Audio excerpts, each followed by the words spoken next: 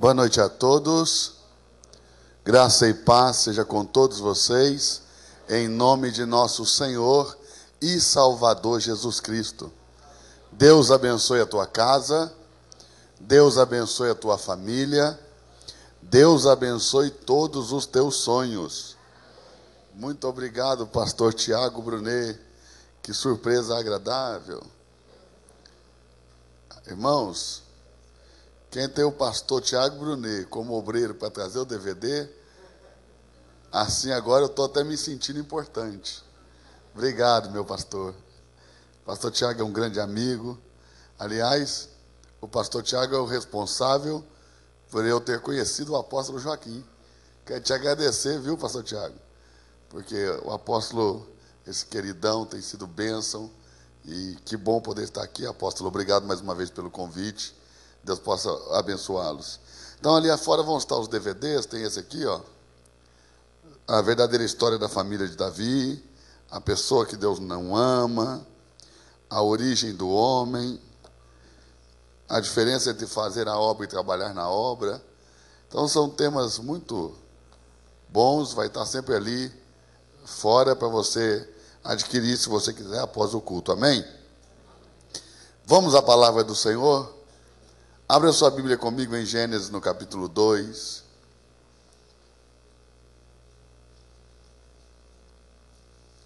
Gênesis, no capítulo 2.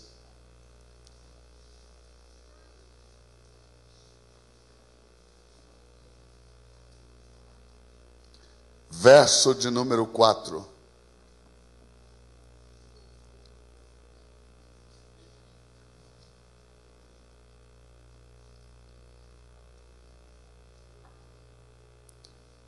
Todos encontraram?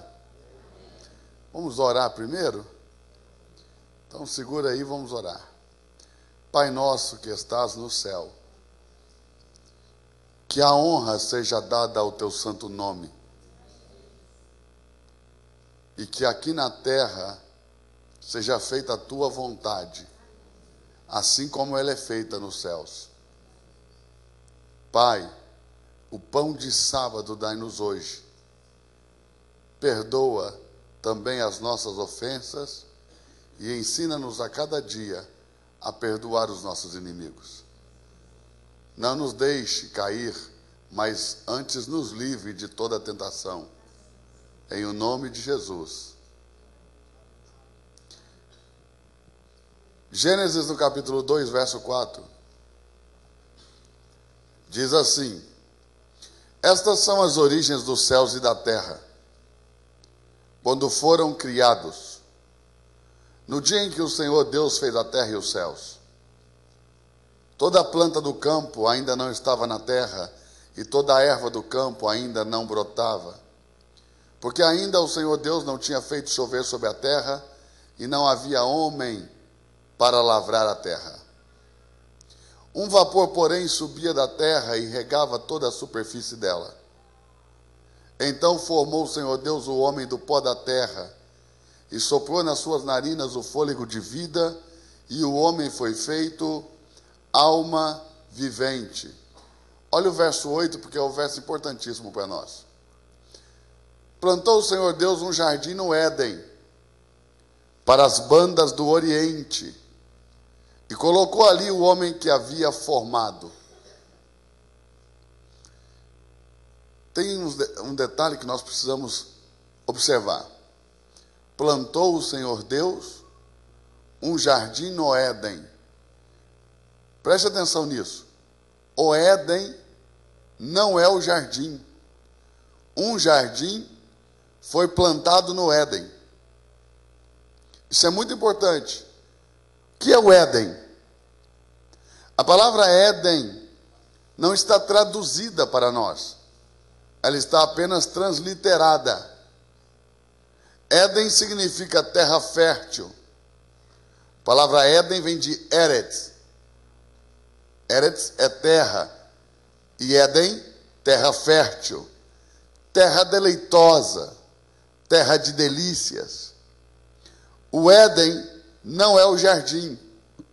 Um jardim foi plantado no Éden. Éden se refere à terra antes do pecado, a terra era um lugar fértil e a terra era um lugar de delícias. Por quê? Porque nunca passou pelo coração de Deus.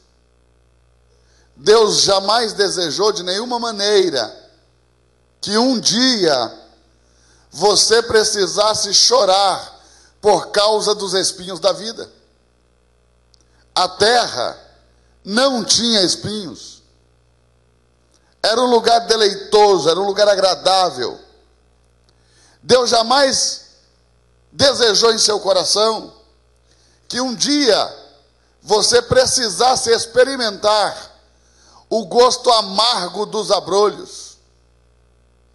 Isso não estava no coração de Deus. A terra em que Deus colocou o homem era um lugar deleitoso, um lugar prazeroso, um lugar de delícias. E eu quero que você levante a sua mão direita para o céu. Eu quero profetizar na tua vida. Eu profetizo na tua vida que este ano de 2015 será um ano de delícias na sua vida.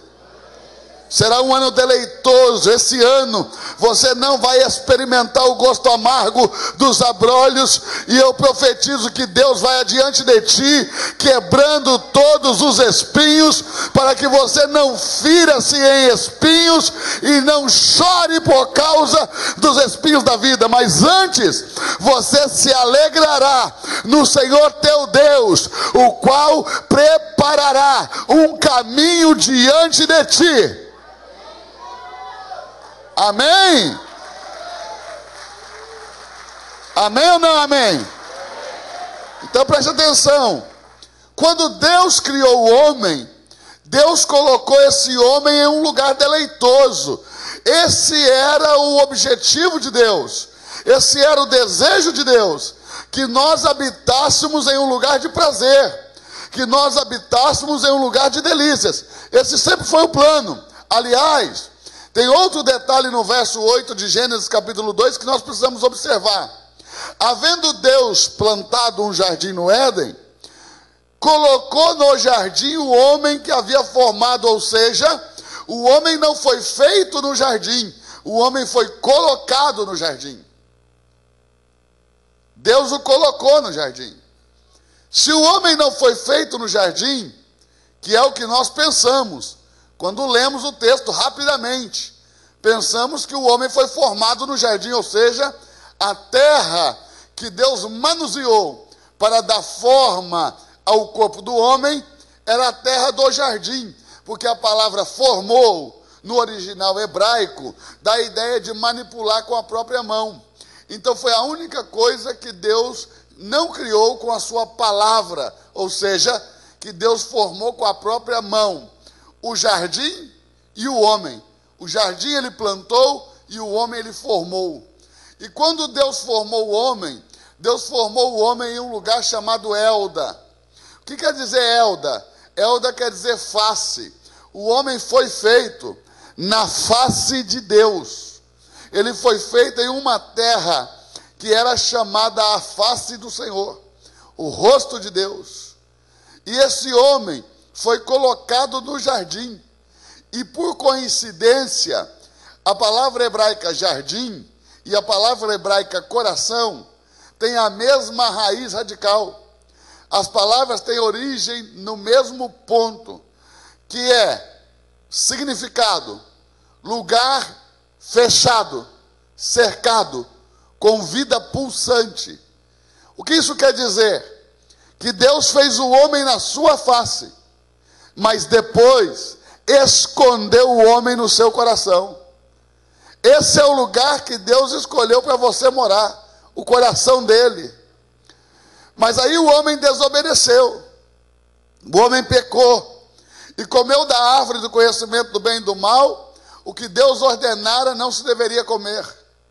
Então o homem foi lançado fora do jardim do Éden, lá no capítulo 3, versos 23 e 24.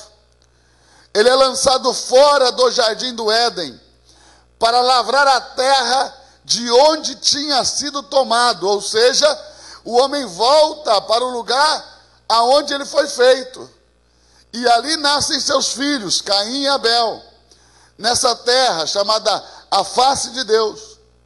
Mas quando Caim mata Abel, e o sangue inocente de Abel é derramado na terra, então Caim diz assim para Deus: maior é o meu pecado do que o Senhor possa perdoar. Porque nós queremos julgar a nós mesmos, e queremos também julgar a capacidade de Deus de perdoar. E quando nós não nos perdoamos, acreditamos que também Deus não consegue fazê-lo. Então Caim disse: maior é a minha maldade do que o Senhor possa perdoar. Eu fugirei e serei um errante e um vagabundo pela terra. Fugirei da tua face. E diz o texto sagrado: e saiu Caim da face do Senhor, o lugar onde ele nasceu. Por quê? O homem obediente habita o jardim, o coração de Deus. Mas o homem desobediente habita na face de Deus, porque Deus está de olho nele. Ao homicida, Deus não quer nem ver, então ele vai para Nod. Mas olha a coincidência de novo. Nod é a porta de entrada do paraíso. É o Oriente. É onde está a porta de entrada para o jardim.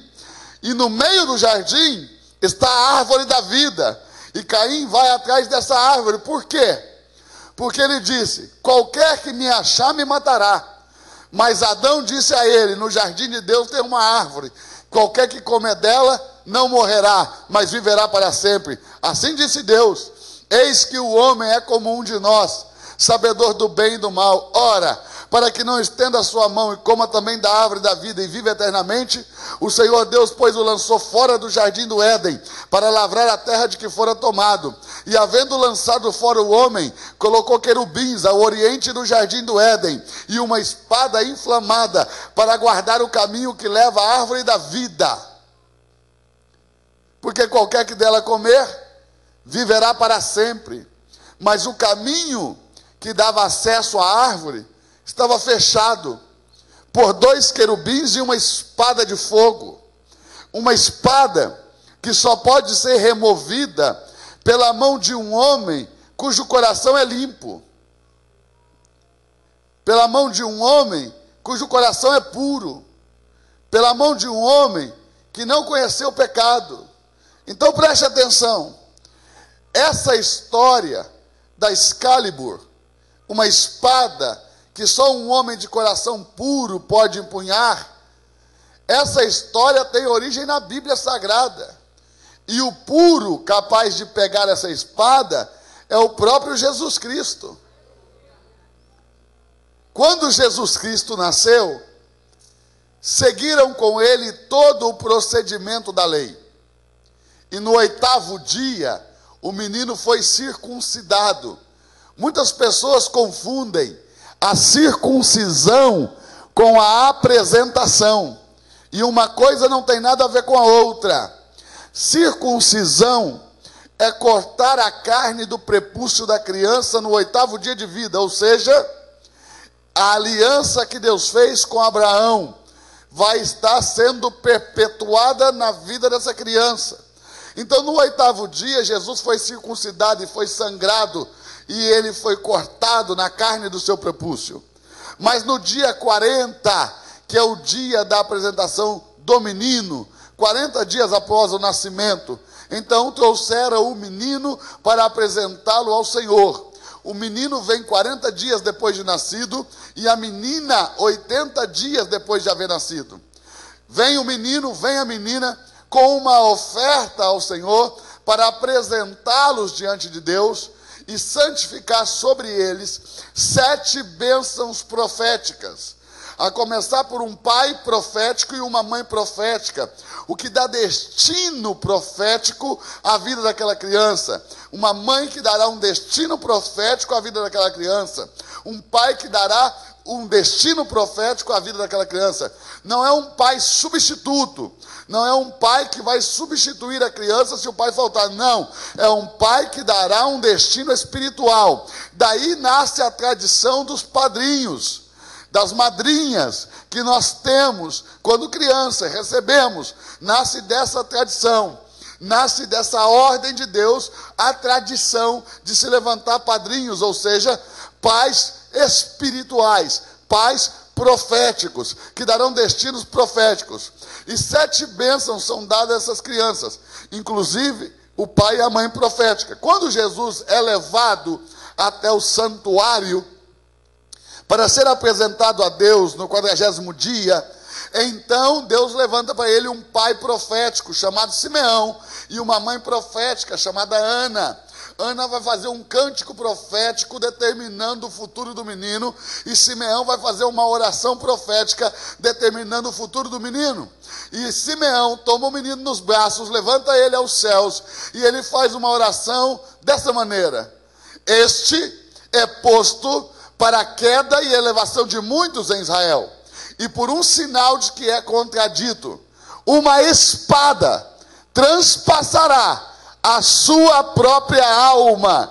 Simeão deu para ele o destino de enfrentar a espada que fecha o caminho, que leva de volta a árvore da vida para que o homem viva eternamente.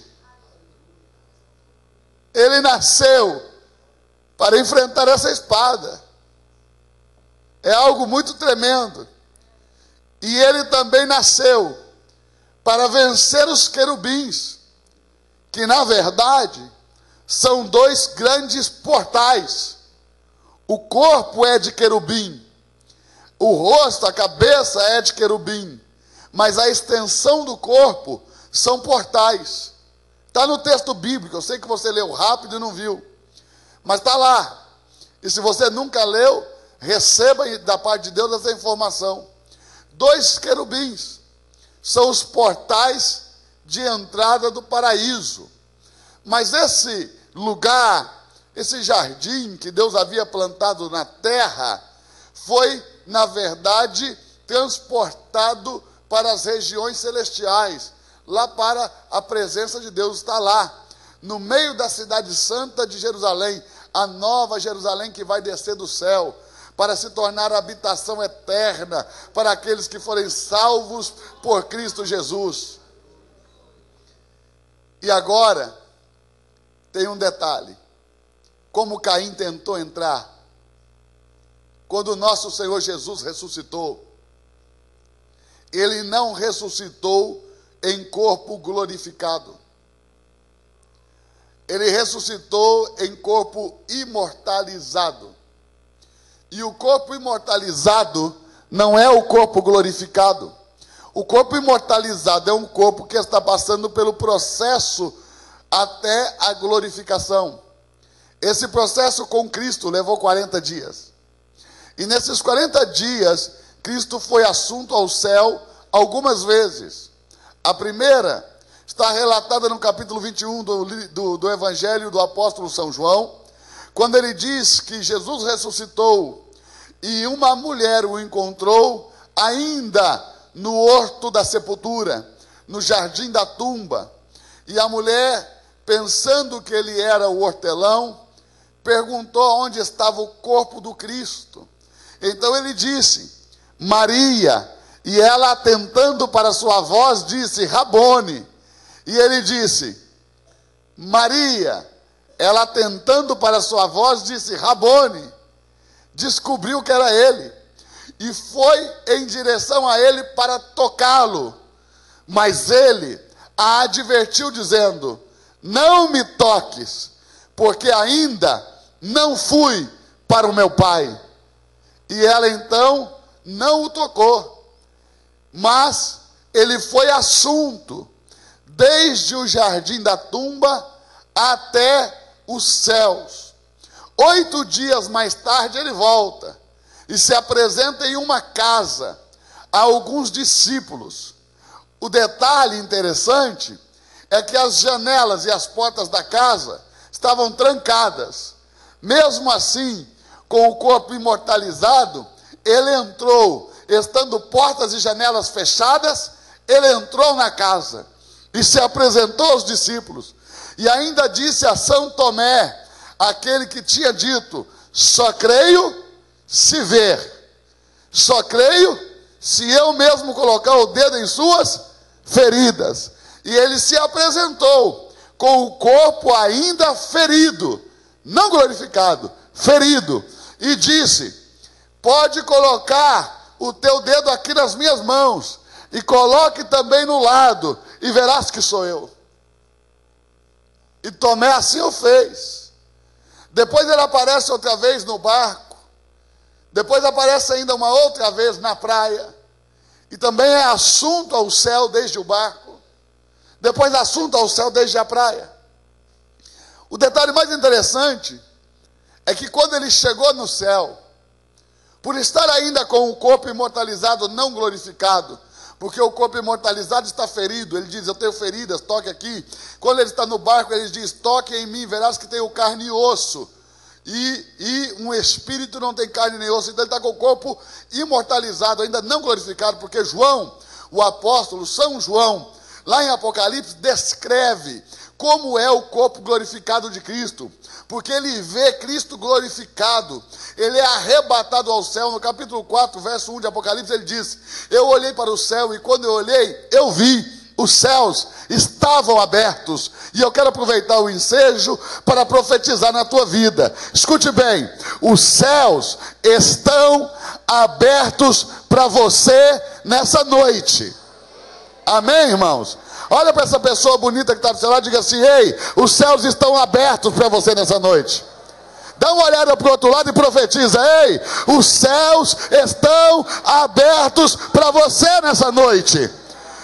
Ele disse: eu olhei para o céu, e quando eu olhei, eu vi, os céus estavam abertos, e uma voz, como a primeira voz que ouviram falar comigo, como voz de trombeta e como voz de muitas águas, esta é a voz do Filho de Deus. A voz do Pai, diz o texto bíblico, é como a voz dos trovões, e a voz do Filho é como voz de trombetas ou como voz de muitas águas.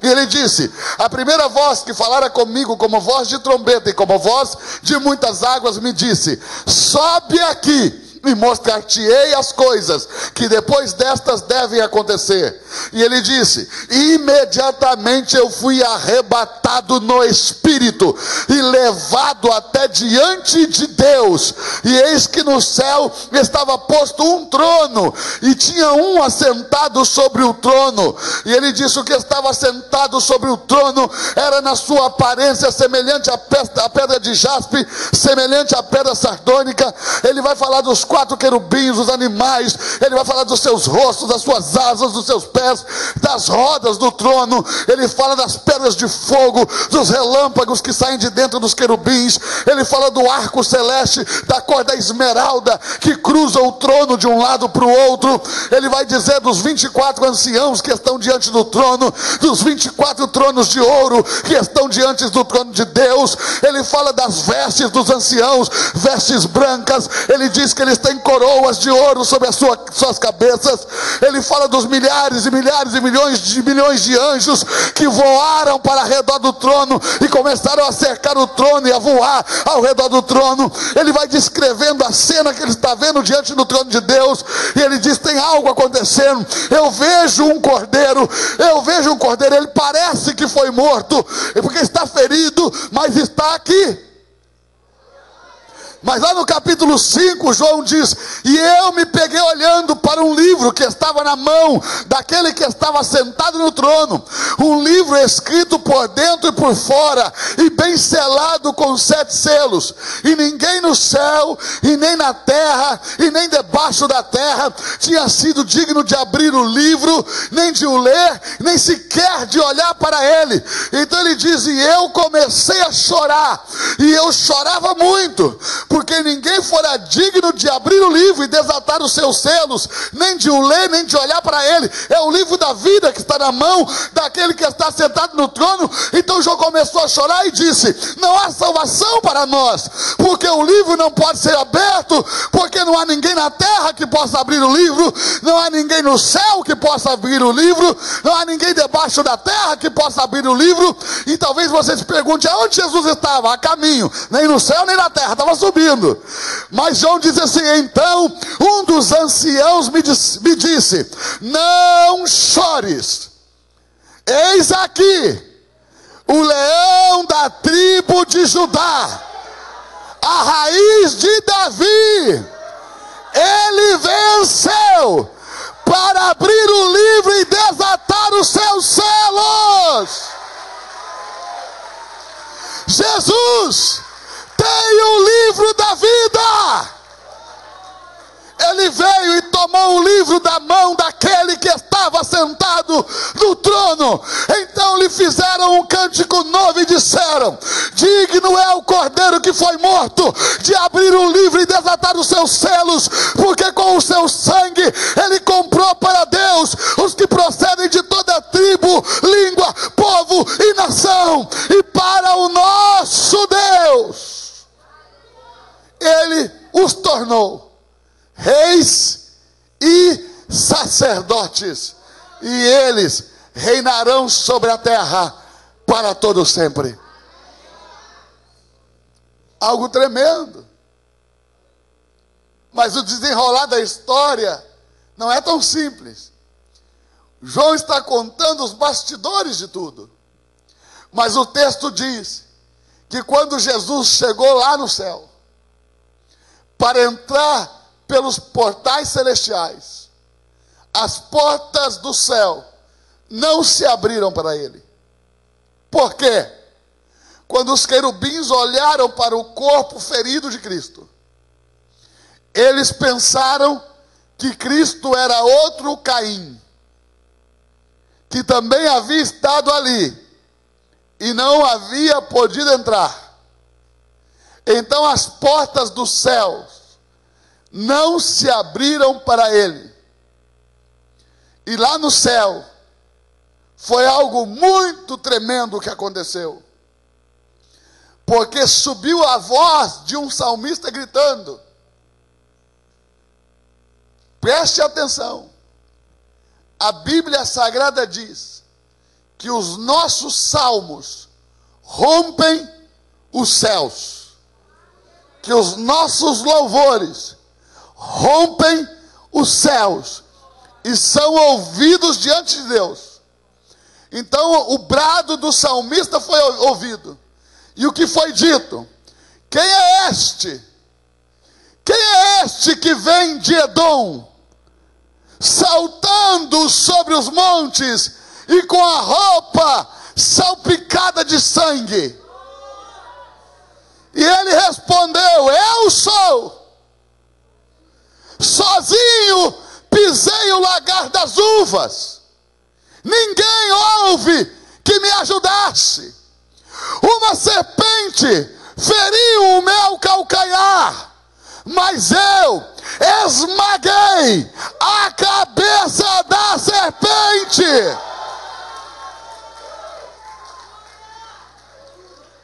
Então ele está ali diante do portal fechado, com o seu pé sangrando, porque o seu calcanhar está ferido. E outra vez irrompe os céus a voz de um outro salmista dizendo: levantai, ó portas antigas, as vossas cabeças, e entrará o Rei da Glória. Então todos os anjos de Deus perguntaram: quem é esse Rei da Glória? Eles só conheciam um Rei da Glória. Qual? O que estava sentado no trono. Então todos os anjos de Deus voaram para o trono para procurar o Rei da Glória. Foi aí que o João disse: eu vejo milhões e milhões e milhares de anjos ao redor do trono. Eles estão à procura do Rei da Glória, e eles veem que o Rei da Glória está sentado no trono. Mas lá em Hebreus, no capítulo 1, a partir do verso 10, se você ler o verso 10, o verso 9, o verso 8, o verso 7, de trás para frente, porque Deus colocou tudo em código, porque Ele não quer revelar essas coisas para todo mundo. Você vai ver que aquele que estava sentado no trono disse: todos os anjos de Deus adorem a Ele. Então os anjos começaram a fazer um cântico novo e a dizer: ao Cordeiro que foi morto seja a honra, a glória, o poder, a soberania, o louvor, ações de graças. E começaram a cantar um cântico novo, mas não abriram a porta. Não abriram. Tão grande foi o impacto, tão grande foi o êxtase, que eles deixaram os portais fechados. Então a voz do salmista irrompeu os céus pela segunda vez. Por isso que lá no Salmo 24 diz 2 vezes. E na segunda vez ele diz: levantai, ó portais antigos, as vossas cabeças, para que entre o Rei da Glória. E os anjos perguntaram de novo: quem é esse Rei da Glória? Então o salmista respondeu: Ele é o Deus forte, Ele é o Todo-Poderoso, Ele é o Senhor dos Exércitos, Ele é o Rei da Glória.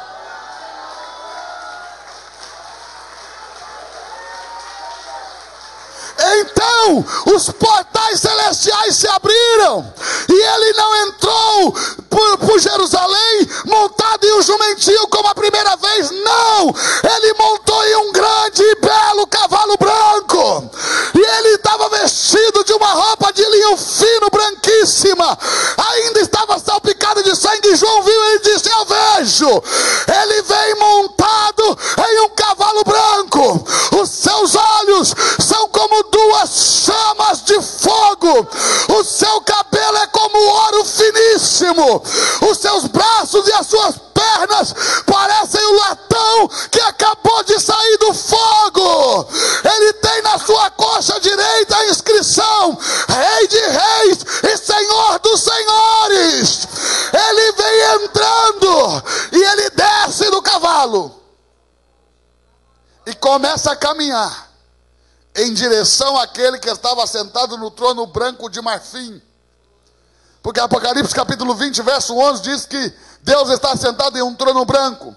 Ele é todo feito de safira, a pedra de safira, uma pedra branca, como aquela pedra que está nas canetas Montblanc. E ele entra, e diz o texto: ele se dirigiu ao ancião de dias, e o fizeram chegar até ele. E ele vai caminhando com o calcanhar ferido, deixando um caminho de sangue. E João disse: eu vejo uma espada de fogo, lá do Éden, saindo pela sua boca. Ele pegou a espada para ele. Os querubins abriram os portais, e ele foi entrando e deixando um rastro de sangue, porque está escrito: Jesus não entrou em um tabernáculo feito pela mão dos homens, como o sumo sacerdote a cada ano entra com o sangue alheio e oferece pelos seus pecados e também pelo pecado do povo, mas entrou no verdadeiro tabernáculo, e é ministro do verdadeiro santuário, que fundou o Senhor e não o homem. Ele entrou no mesmo céu, e não com sangue de bodes, e nem de touros, e nem de carneiros, e nem de cordeiros, mas com o seu próprio sangue, porque também ele precisava ter alguma coisa que oferecer. E entrou com o seu próprio sangue, deixando um caminho de sangue. E por isso diz o texto de Hebreus: entre com ousadia, sem medo, pelo novo e vivo caminho, aberto e não mais fechado, aberto pelo sangue do Cordeiro.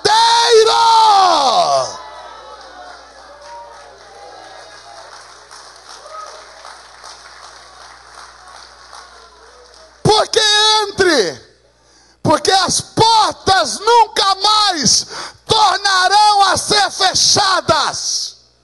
Quando João viu a cidade santa, toda de ouro, ataviada, adornada como uma noiva para o seu marido, descendo do céu, ele disse: ela tem 12 portas que não se fecham, nem de dia e nem de noite, porque um caminho foi aberto que nunca mais se fechará.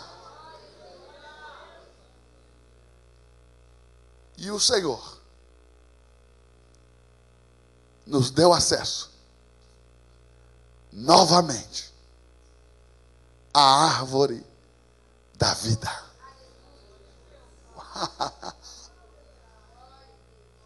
Para que você, comendo dela, não morra, mas viva eternamente. Olha como está escrito: do trono de Deus e do Cordeiro saía um rio de vida, que passava pelo meio da cidade.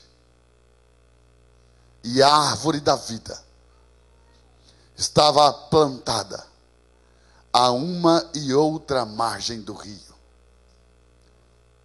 As folhas dessa árvore é para a cura das nações.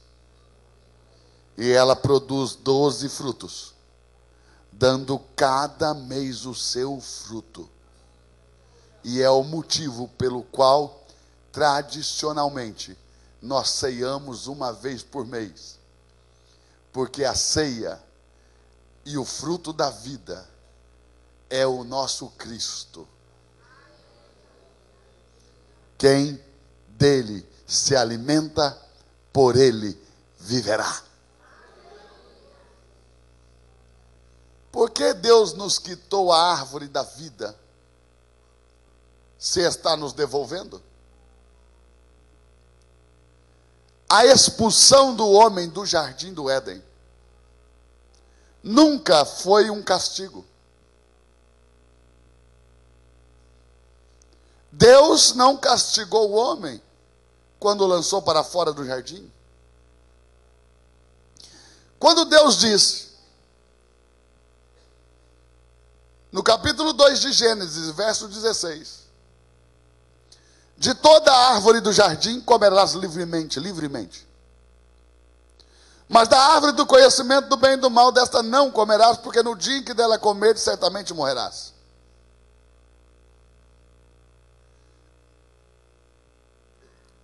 Alguém que possa ter estudado um pouquinho de psicologia já deve ter se feito a pergunta: por que, se Deus não queria que o homem comesse dessa árvore, a colocou no jardim? Porque nós sabemos, porque a psicologia ensina, que se você colocar isso aqui e disser a uma criança, não toque, e der as costas, a primeira coisa que ela vai fazer é ir até aquilo que você disse para ela não tocar. Então, um psicólogo poderia ter se perguntado: será que Deus já não sabia? Por que Deus colocou essa árvore? Primeira pergunta: você sabe que eu amo ensinar crianças. E lá na nossa igreja nós temos um ministério infantil muito forte. E outro dia eu estava dando aula no ministério infantil e ensinando as crianças, e acredito eu que quem não consegue ensinar criança também não precisa ensinar mais ninguém. E uma criança de 9 anos me fez uma pergunta: pastor, eu queria fazer uma pergunta. Eu digo: sim, faça. Se Deus já sabia que o homem ia comer da árvore do conhecimento do bem e do mal, pastor, por que Deus colocou a árvore lá? Eu disse: quantos anos você tem? Ele disse: 9. Eu falei: imagina quando eu tiver 20. Como é que não vão ser essas perguntas?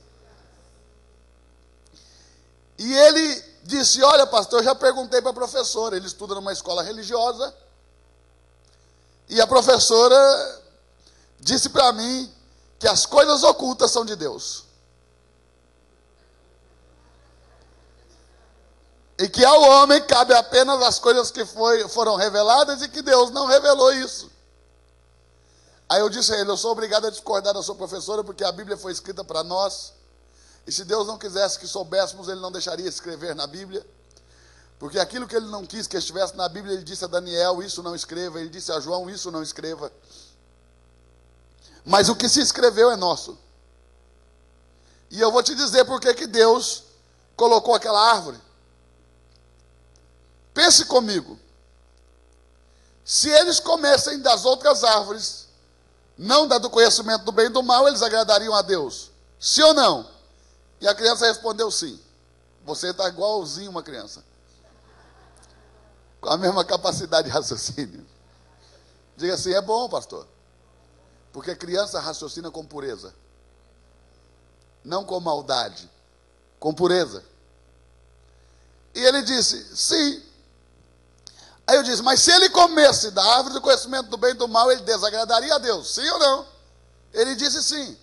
E eu disse, e se não tivesse a árvore do conhecimento do bem e do mal? Ele desagradaria ou agradaria? Então a criança respondeu, ele agradaria, não teria como desagradar. Aí eu disse, por isso que Deus a colocou. Porque senão o homem estaria condicionado ao acerto e não seria verdadeiramente livre. Para que o homem fosse verdadeiramente livre e tivesse a capacidade de opinar sobre sua própria vida, ele tinha que ter pelo menos uma oportunidade de dizer para Deus, não, eu não quero andar contigo.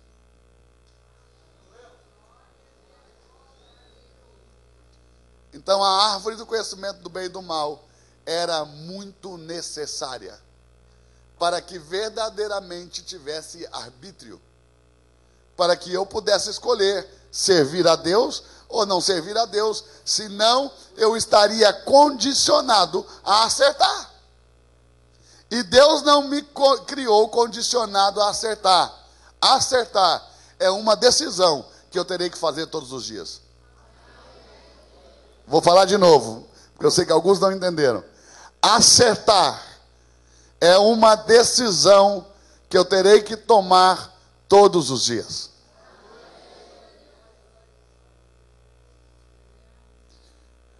Quando o homem comeu da árvore do conhecimento do bem e do mal, disse Deus, eis que o homem é como um de nós, conhecendo o bem e o mal, para que não estenda a sua mão e coma também da árvore da vida e viva eternamente.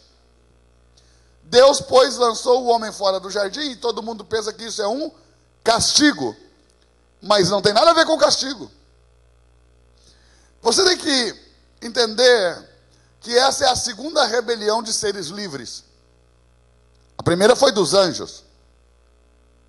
E quando eu era criança, e que me contaram sobre o plano de salvação, da ideia de Deus de enviar seu próprio Filho para morrer por nós, em nosso lugar, e nos salvar, demonstrando assim um amor incondicional, um amor tão grande que nós não podemos imaginar. Eu não sei se eu consigo, eu não tenho filhos ainda, mas não sei se consigo até, sem tê-los, imaginar-me matando um dos meus filhos. Você que tem uma ideia melhor que a minha, da dificuldade disso. Mas aí diz o texto, Deus amou o mundo de uma tal maneira que enviou seu único filho, para morrer, para que todo aquele que nele cresce, não perecesse, mas tivesse a vida eterna. E a minha pergunta quando criança é, por que Deus não amou os anjos dessa maneira? Já que o texto de João diz que Deus é amor. E se Deus é amor, porque Ele não amou os anjos, porque Ele condenou os anjos que erraram ao inferno?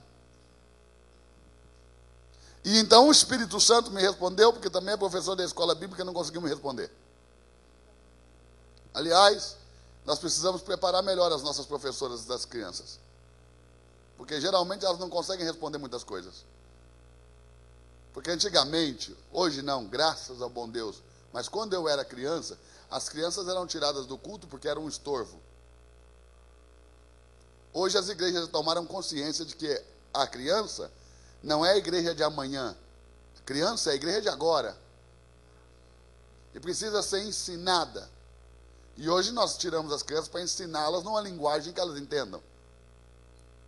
Mas a minha pergunta foi essa: por que Deus não mandou seu filho também morrer pelos anjos? E a resposta veio já na juventude. Quando os anjos pecaram, eles estavam em um estado eterno. O anjo não é um ser mortal. Um anjo é um ser imortal. Aliás, olha como está escrito: todos os anjos são espíritos,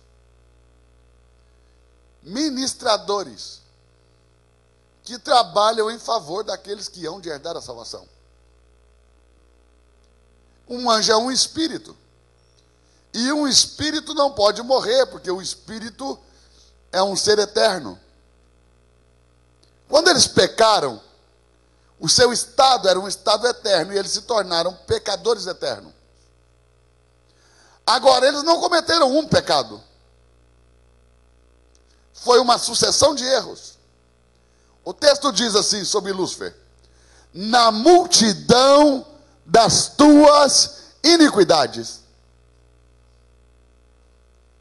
pela injustiça do teu comércio, profanastes os teus santuários. Então, ele cometeu uma multidão de iniquidades. Só que houve um momento em que o cálice transbordou. E a Bíblia diz que também para o homem tem um cálice sendo cheio. E o cálice, quando transborda, o juízo é executado na vida do homem. Mas enquanto o cálice não é cheio, então Deus deixa o homem, foi como ele disse acerca dos amonitas: deixai-os, porque ainda a medida do seu cálice não se completou. Disse a Israel: entre e tire todo mundo, menos esses, porque ainda o cálice deles não está completo. E o cálice dos anjos derramou. É o chamado pecado para a morte. O último pecado que você comete quando o cálice transborda, ou seja, a paciência de Deus esgota, porque até a paciência de Deus tem limite. E nesse momento que os anjos pecaram, com o pecado da rebelião, então eles se tornaram pecadores eternos por causa do estado em que se encontravam quando pecaram. Quando Deus fez o homem, prevendo Deus que também o homem livre poderia pecar, assim como os anjos, nos fez menores do que os anjos. Como? Mortais. Deus nos criou mortais, porém, não para morrer. E parece um contrassenso. Parece um contraponto. Como Deus me cria para que eu não morra, mas me cria mortal? Se eu sou mortal, o meu estado é temporário e não eterno. Porque todas as coisas mortais são temporárias. E coisas temporárias não podem agradar um Deus eterno. Por isso que o maná que caiu no deserto não agradou a Deus. Porque o maná era algo perecível, que eles colhiam pela manhã antes mesmo do sol nascer. Porque nascendo o sol e aquecendo o sol, o maná cheirava mal e dava bicho. Mas eles pegaram um pouco desse maná, colocaram em uma tigela de ouro e introduziram dentro da arca do Senhor, que é uma figura do Cristo de Deus. E o maná que eles colocaram na arca, o maná escondido na arca, o maná escondido de Deus, esse nunca estragou, mas foi imortalizado. Por quê? Um Deus eterno não pode se agradar de coisas passageiras. Um Deus eterno só se agrada de coisas eternas. Então o maná da arca agradou a Deus, porque foi imortalizado. O que isso quer dizer? Que você nasceu como maná, perecível, corruptível. Porém, a vontade de Deus é introduzir você em Cristo e imortalizar você para sempre. Isso é o que vai agradar o coração de Deus. Não que você morra, mas que você permaneça. Agora, Deus te criou mortal, porque esse é o mecanismo de escape, caso o homem errasse.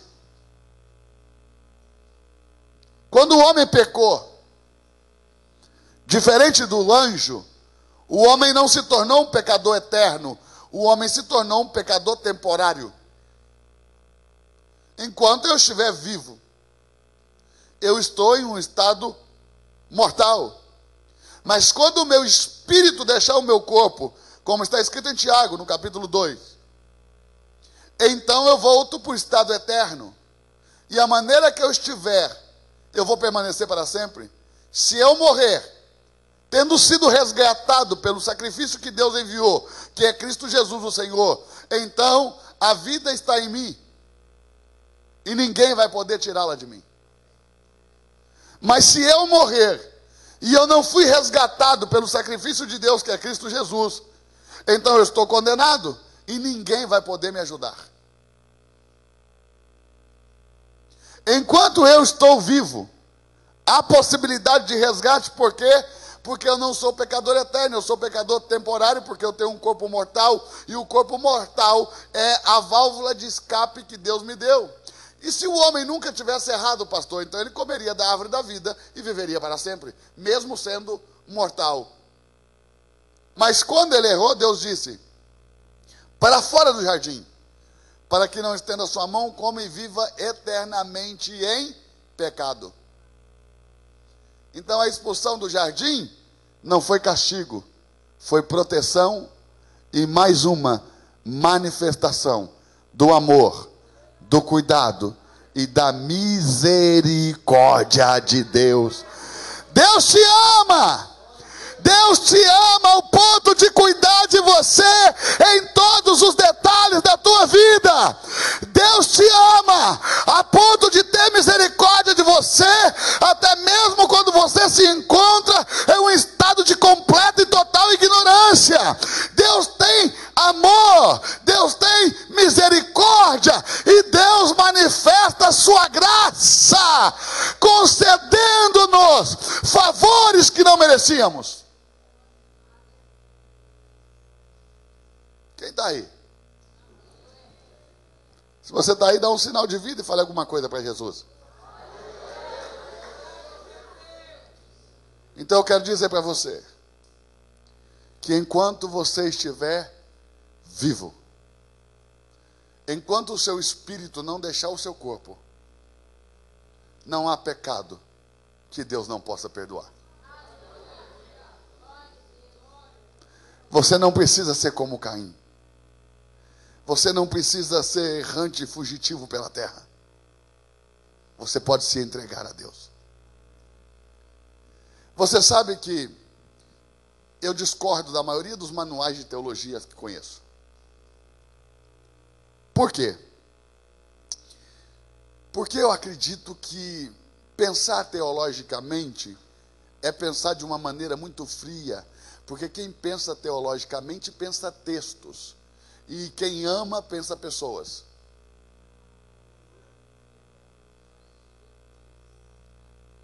Então observe. O pecado nunca afastou Deus do homem. Eu vou dizer de novo. O pecado nunca afastou Deus do homem. Deus não tem problema com o pecado. Porque se Deus tivesse problema com o pecado, no dia que Adão pecou, Deus não teria descido no jardim. Teria ficado emburrado lá no céu. Mas Adão pecou. E não obstante, Deus desceu. E chamou: Adão, cadê você? Quem escondeu-se foi o homem. Deus continuou descendo como sempre fazia. Porque Deus não tem problema com o pecado. Quem tem problema com o pecado somos nós. O pecado não afasta Deus de você, afasta você de Deus. Deus desceu. O homem foi quem fugiu. E por que o homem fugiu?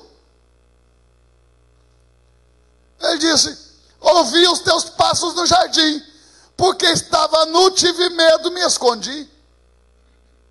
Mas tem um detalhe: ele não estava nu. Porque o texto diz que quando os olhos de ambos foram abertos, capítulo 3, verso 6, colheram para si folhas de figueira e cobriram-se. Porém, a folha de figueira tampou o pecado do homem aos olhos do homem. Existem muitos homens que são justificados de seus pecados apenas aos seus olhos. Porque o texto de Hebreus, no capítulo 9, verso 22, diz que sem derramamento de sangue não pode haver remissão de pecados. Então, quando Deus desceu, Adão disse: estou nu. Por quê? Porque a folha de figueira tampava o pecado aos olhos dos homens, mas na presença de Deus o pecado era exposto. Nada, a não ser o precioso sangue de Jesus, pode remover o pecado do homem. Nós nos apegamos a religiões, nós nos apegamos a espíritos, fazemos amizades com espíritos, nós praticamos doutrinas religiosas, mas a religião não pode salvar o homem, porque a religião é uma folha de figueira. Aliás, o cristianismo também não pode salvar o homem. Quem salva o homem é Cristo e não o cristianismo. Nós não fomos salvos por um conjunto de doutrina. Fomos salvos pelo Filho de Deus, que nos amou a ponto de entregar a sua vida por nós. Não somos salvos por doutrina. Somos salvos por Cristo Jesus, o Senhor. Eu preciso te dizer. Eu não sei se você pode suportar, mas eu vou falar. Quando Cristo estava na terra, não existia cristianismo. Cristianismo é a doutrina ensinada a respeito de Cristo e só vai nascer aproximadamente 60 anos depois da morte de Cristo. Quando Cristo estava na terra, não tinha cristianismo, tinha Cristo. E se você acreditasse que Cristo era quem ele estava dizendo que ele era, a vida de Deus entraria em você. E não mudou a fórmula. Não é um conjunto de regras que salva o homem. Quem salva o homem é Cristo. E se você acreditar que Cristo é quem eu estou te dizendo que Ele é, o Filho de Deus unigênito que morreu por você, então a vida de Deus essa noite vai entrar em você. E você vai ser imortalizado também. E viverá para sempre. E ainda que morra, diz o texto, terá que tornar a viver.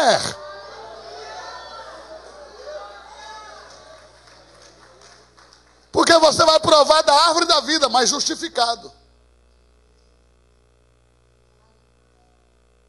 sem condenação, sem peso, sem mácula. Tudo foi jogado, lançado, transportado sobre o corpo de Cristo e de Cristo para a cruz. E na cruz, diz o texto, não dá para rasgar a página, o pecado foi destruído. Ele destruiu o pecado na cruz e rasgou o escrito que era contra nós, a promissória assinada pelo teu mau comportamento diante de Deus, que te condenava, foi rasgada por Ele, para que você possa entrar na santa cidade, que descerá do céu, e nela habitar para todo sempre. Se você está aqui essa noite,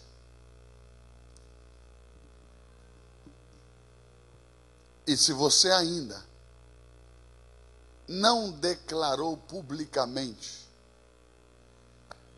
eu creio que Jesus é quem a Bíblia diz que Ele é. Hoje, o Deus de amor te convida a aceitar o favor que Ele dispensou para você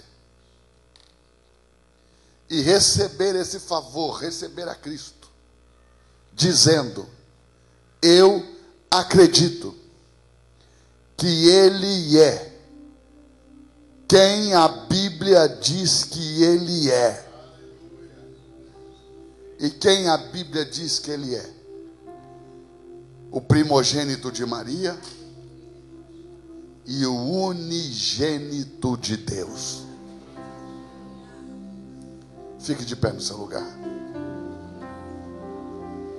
Oh, aleluia.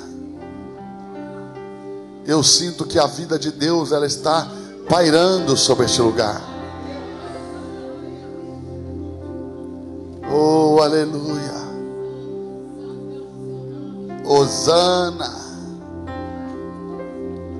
Oh, aleluia.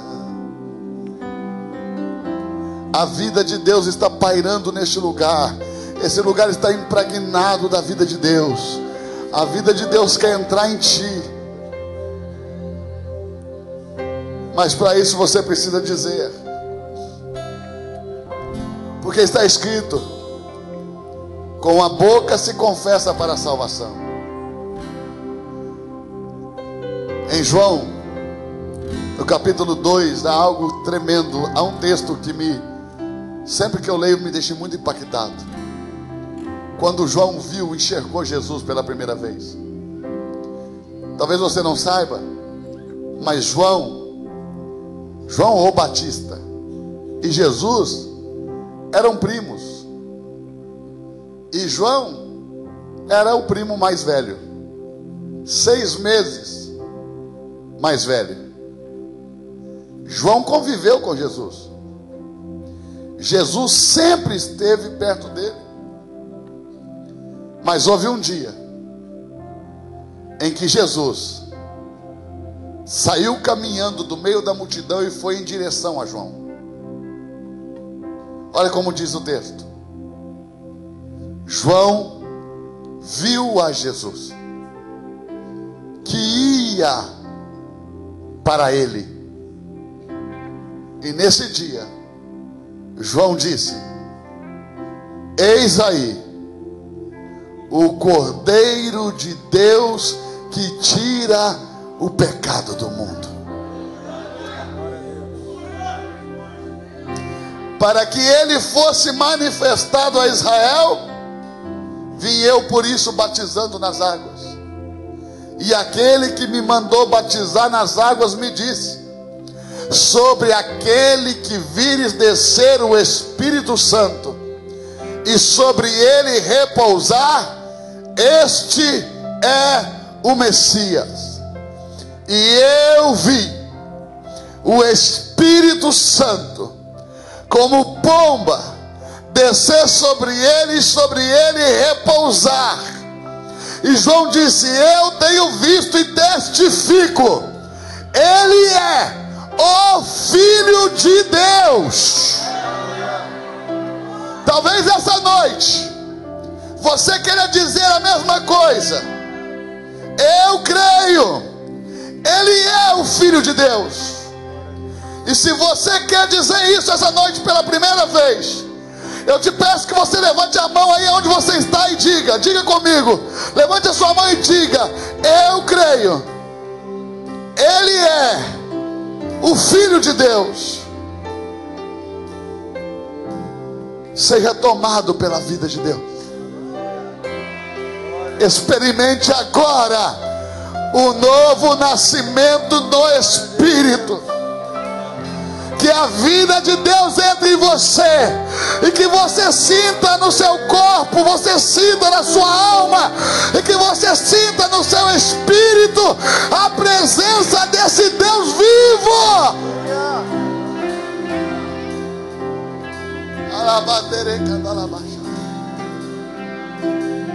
Mas ainda quero orar com você. Você que fez essa declaração, sai do seu lugar e vem aqui à frente. Deixa eu orar com você, venha. Vem aqui. Você que levantou a sua mão e declarou, vem aqui à frente. Vem aqui comigo, isso, não tenha medo, venha. Venha, não tenha vergonha. Vem aqui à frente, venha, venha. Isso, glória a Deus. A igreja pode glorificar Jesus, irmão? Aleluia, que bênção. Que bênção. Eu creio, Ele é o Filho de Deus. Se você crê também e declarou assim, vem aqui à frente, vem aqui. Quero orar com você. Oh, aleluia. Santo Deus. Estenda suas mãos para cá, igreja. Estenda suas mãos para cá. Senhor meu Deus, aqui estão os teus filhos, tuas filhas e teus filhos. Eles declararam, eu creio, Ele é o Filho de Deus.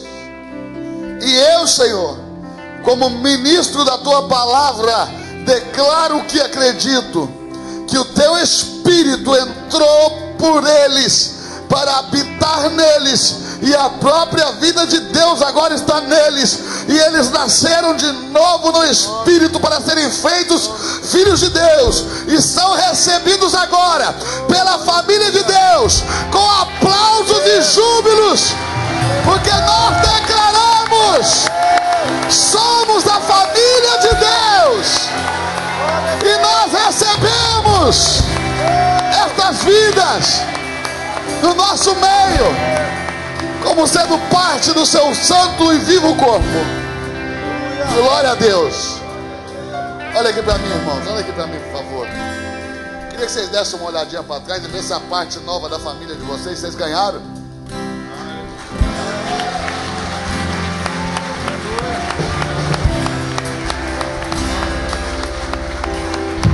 Irmãos, a família da fé está aumentando para a glória de Cristo Jesus, o nosso Senhor. Aleluia. Eu quero ser profeta neste lugar, porque talvez eu não seja um grande evangelista, mas eu sei que sou profeta, e quero ser profeta neste lugar para declarar que este lugar está ficando pequeno.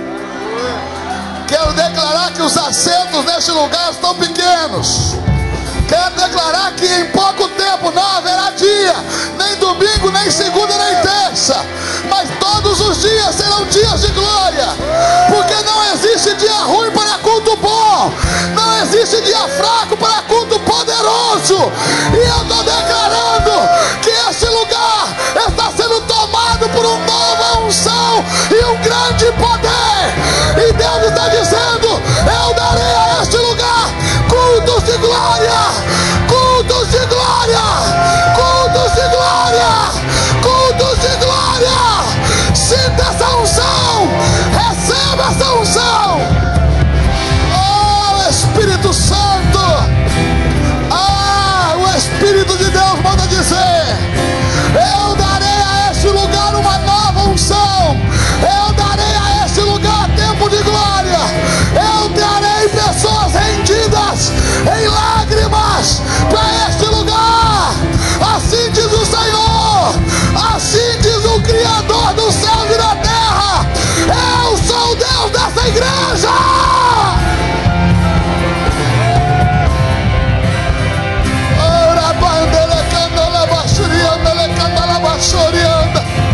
Oh Espírito Santo, oh Espírito Santo, eu quero ver o selo dessa palavra agora.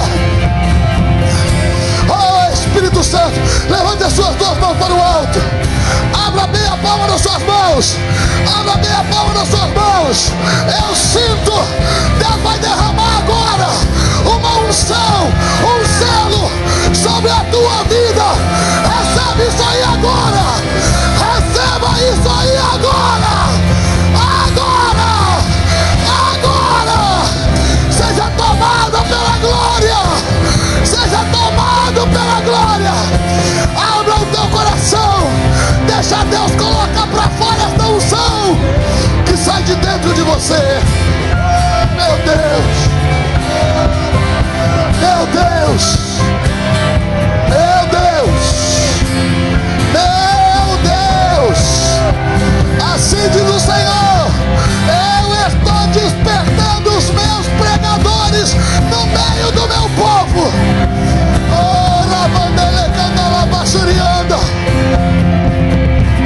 Assim diz o Senhor: eu estou tomando os meus pastores pela mão, homens segundo o meu coração, homens segundo o meu coração, eu levanto aqui no meio do meu povo para pastorear o rebanho de Deus.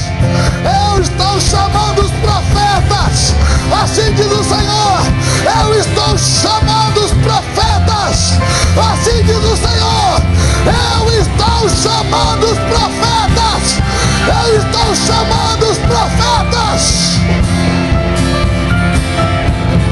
Calavandere candalabassurianda.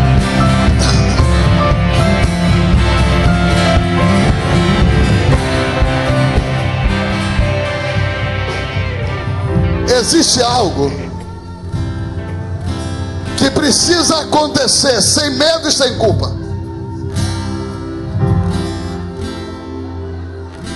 Antes de toda grande libertação na Bíblia, qualquer libertação grande que relatou a Bíblia Sagrada, antes houve uma transferência de riquezas.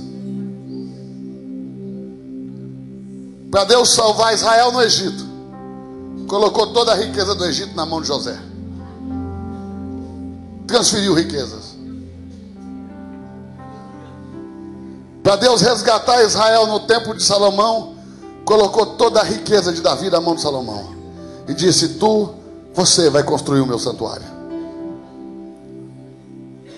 Primeiro holocausto, 1000 bois. Quando Deus tirou o povo do Egito, na mesma noite que eles saíram do Egito, Deus deu para eles todo o ouro e toda a prata da terra e curou todas as enfermidades no meio do povo, e não ficou nenhum doente no meio de 2 milhões de pessoas, porque diz o Salmo 105, verso 36, não havia enfermos no meio deles. Cura e transferência de riquezas. Eu quero te dizer, haverá grande salvação neste lugar. Por isso Deus vai dar um sinal. Haverá nesse tempo uma grande transferência de riquezas para tuas mãos. As duas coisas mais poderosas da terra, apóstolo, uma é a unção, a outra é o dinheiro. Se ri, faça banquete. Se está chorando, se está triste, tem luto. Mas o dinheiro a tudo responde. O teu pastor tem unção, mas geralmente os nossos filhos não querem estar aqui, porque quem dita as regras e o estilo de vida é quem tem dinheiro. Então eles querem ver um padrão de vida e um estilo de vida que eles não veem aqui, porque aqui tem a unção, que é um dos poderes. Mas geralmente o pastor não pode ter dinheiro, as pessoas da igreja não podem ter dinheiro, Deus não pode dar dinheiro ao seu povo. Mas eu quero te dizer uma coisa: quem dita as roupas que seus filhos vestem são as pessoas que têm dinheiro, que estão na mídia. Quem diz que vai acontecer são eles. Então, quando Deus quer fazer uma grande libertação, Deus transfere riquezas. Abre as tuas mãos, porque eu estou aqui como um profeta de Deus essa noite, para te dizer: haverá uma grande salvação, e o sinal desta grande salvação é que Deus vai transferir riquezas para a mão do seu povo. Eu podia passar aqui a noite inteira te mostrando toda a libertação que houve na Bíblia. Nenhuma delas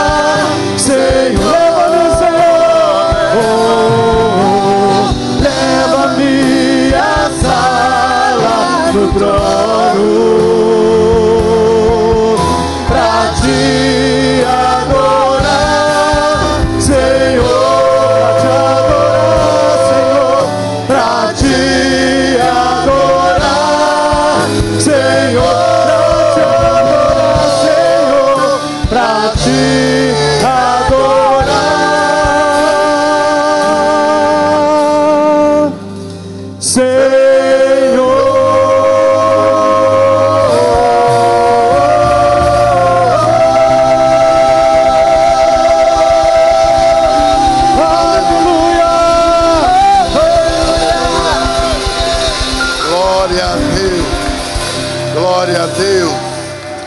Irmãos, antes de terminar, eu gostaria que voltassem para cá esses irmãos, esses novos irmãos em Cristo. E eu quero fazer algo que o Senhor estava colocando no meu coração durante a ministração do pastor Eduardo Reis. Irmãos, hoje às 6 horas nós entregamos o jejum de toda a primeira a quarta-feira. E o tema hoje ali foi sinal. Samuel disse para Saul: vai e você verá os sinais. E quando você vir os sinais, você saberá que Deus é contigo. Eu quero chamar o pastor Eduardo Reis, o pastor Tiago Brunet, pastor Aveleda, pastor Marcelo, pastor Ivete, pastor Isaías. Fique aqui embaixo, pode ficar aqui embaixo.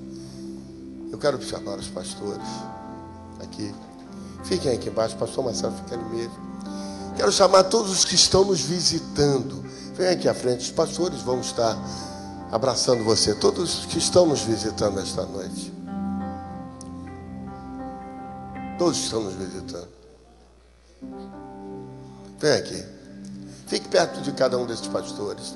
Deixa ele falar com você. Eu quero orar com vocês novamente. Permaneça aqui, permaneça aqui. Não volte para o seu lugar não. Pode chegar pertinho. Os pastores são gente boa. Vocês já cumprimentaram essas pessoas? Isso. Quantos daqui estão aqui na frente fazem parte de uma igreja evangélica? Levanta a mão assim para eu ver. Isso, que bom. E você que não faz parte, você ouviu a mensagem, eu quero encerrar esse momento. Mas Deus falou no meu coração para voltar a falar com você. Você gostaria que nós orássemos por você, para que você entregasse a sua vida a Jesus? Você quer que a gente ore por você? Levanta a sua mão e diga assim: eu quero que vocês orem por mim. Amém? Você quer que a gente ore? Você que não faz parte de uma igreja ainda, quer que a gente ore? Talvez uma luta, algo que esteja passando na sua vida, nós queremos orar por você.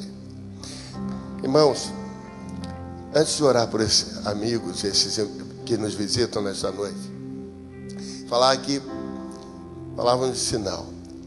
Mas eu não sei o que aconteceu comigo essa semana. Deus estava dizendo para mim assim: você tem que vender esses bancos, todos esses bancos, para uma igreja que precise desses bancos. E você tem que botar cadeiras aqui, porque cadeira cabe mais gente do que banco. Mas aí eu falei: mas as cadeiras são muito caras. As cadeiras são muito caras. Os bancos estão aí, são bons. Esses bancos, como nós somos uma igreja de muitos anos, esses bancos são com a gente quase desde que a gente nasceu.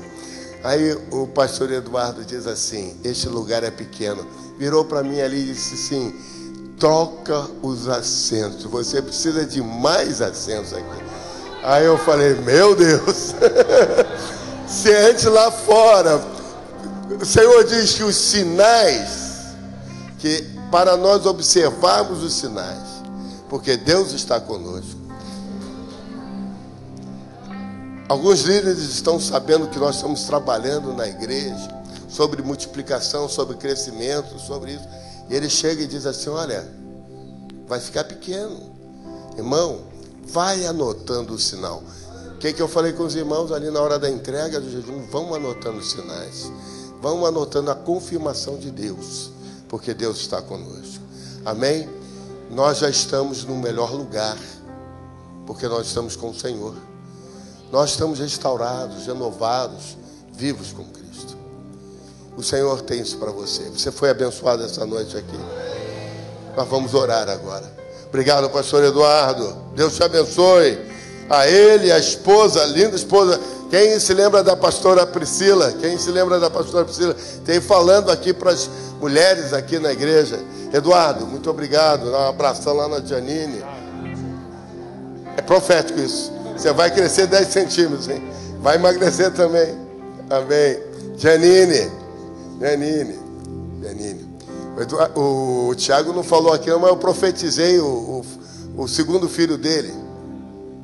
Aí ele disse assim: pastor, vou dizer lá na igreja, não convidem o apóstolo para jantar em casa.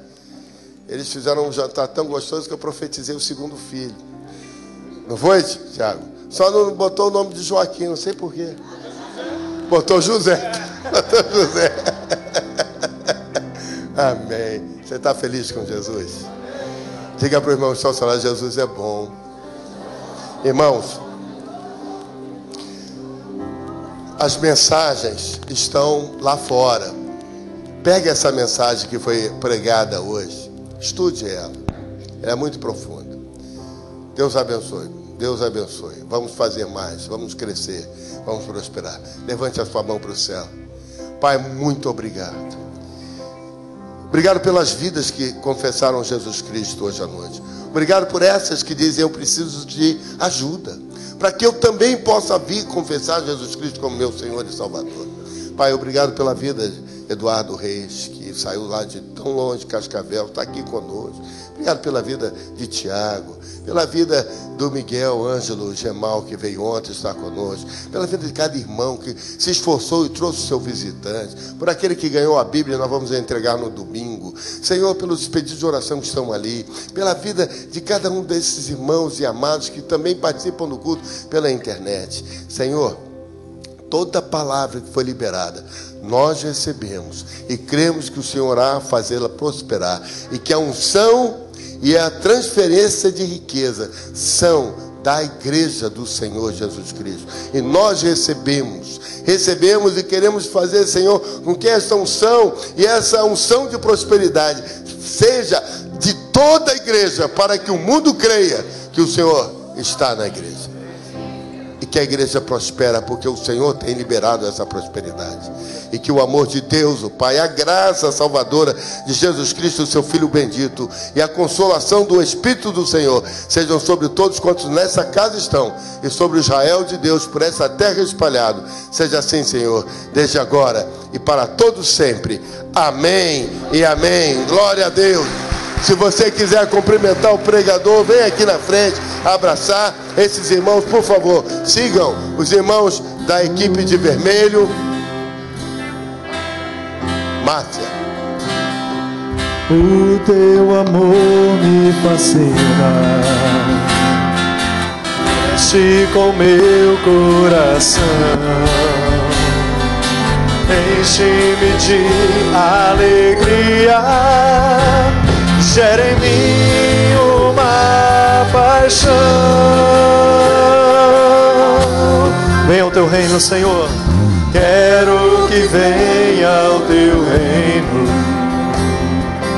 tua bandeira levar, ver as nações se prostrando para te adorar. Meu coração será sempre teu. Quero viver só pra te amar e desfrutar do teu amor,